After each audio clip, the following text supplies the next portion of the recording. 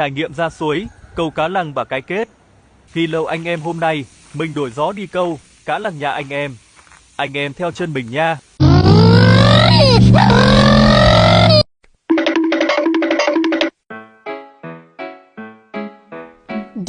ba do ba do ba do ba do ba do ba do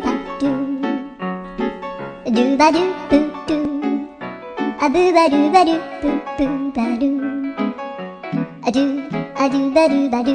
Sao 7749 lần cũng tới nơi anh em? Có người câu trước rồi, nên mình tranh thủ, ra cần để người ta câu, hết cả anh em.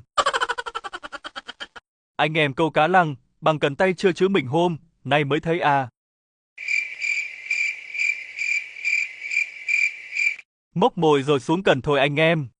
Anh em thấy mình móc mồi, mà ông anh câu cần tay lên, cá rồi chứ làm mình móc mồi, không được luôn.